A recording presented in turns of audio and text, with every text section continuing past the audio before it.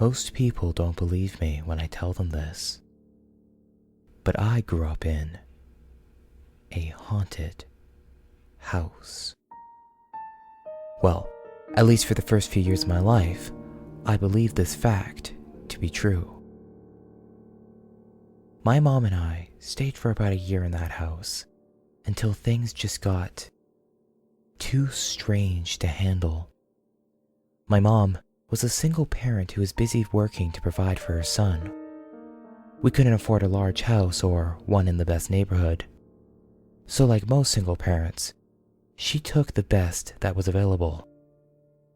The best for us happened to be an early century row house that sat on a tiny hill in Santa Ana, street number 9899 on 1st Street. The house was truly the perfect fit for my mom and I. It had 2 bathrooms, an eating kitchen, and 2 bedrooms. What more could you ask for on one income, especially in California? Truthfully, things were great for a while there. I remember having Christmas at the house with our family all gathered around in our small living room, and also a few fun evenings with friends. But then things started to get weird. At first, it was just some oddball moments. Things that could be explained away by logical explanations, like a small earthquake in the night. Things around the house would move ever so slightly. It would be a misplaced book, or an open curtain that was left closed the night before, or a light left on that we thought we turned off. But then the movements became more substantial. We awoke one morning to find that the cupboards in the kitchen open. Every single one of them. My mom looked to me, and I to her. It seemed we both had the same thought.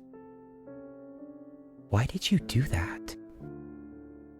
Of course, neither of us did. After that, our cupboards just wouldn't stay closed. This turned into a morning ritual. Get up, make breakfast, close the cupboards, and go to school. But then it was the other things too. One morning, we woke up to find all 4 of our dining room table chairs thrown about the living room. It looked like someone had tossed them from the kitchen, one by one, tossing them into an entirely different room of the house. My mother took a deep breath and put them back at the table like nothing strange had happened. Now, I was only 6 at the time, but I remember hearing my mom talk on the phone to a friend. She talked about seeing an old man in the window, a wrinkly face that visited her every night. The face appeared and scowled at her. She hid under the covers until morning. What made the whole face in the window thing all the more terrifying was when my aunt stayed with me one night when my mom was out of town for work. Once again, I overheard a conversation I probably wasn't supposed to hear.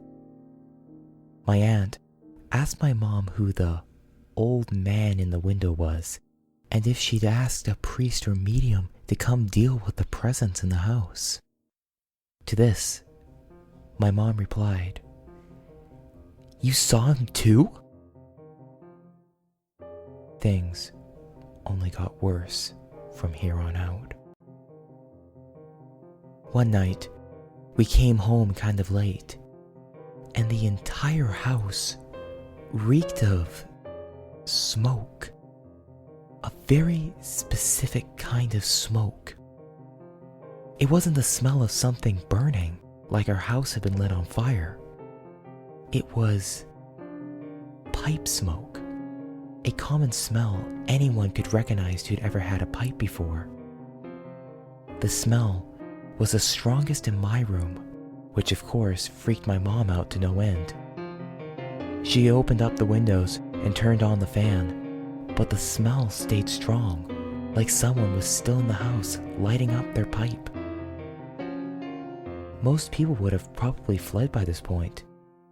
Chairs that move at night, cupboards that can't stay closed, a face in the window, and now a smell that was as real as someone smoking right in front of you. But we stayed, at least for a little while longer. I suppose all these events were just a precursor to what happened next. After I woke up one morning, my mom and I found my toys in the living room. All of them. Mind you, I have a lot of toys. They were perfectly arranged in stacks according to their kind. My mom asked me when I had moved the toys, but I told her that I hadn't. That's when she ran into my room.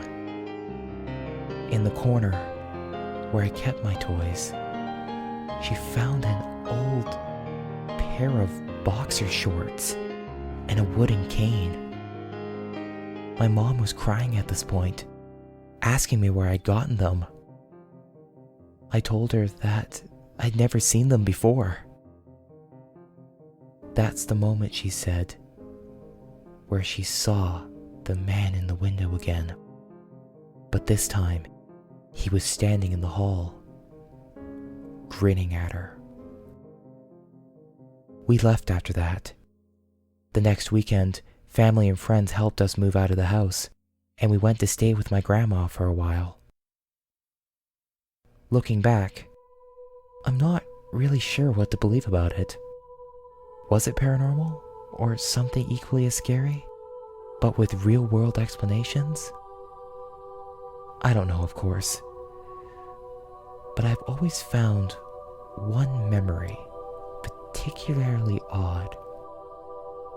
The neighbor to the right of our house was an elderly man named Mr. Cotran, who lived alone. I only remember meeting him one time officially when we first moved in.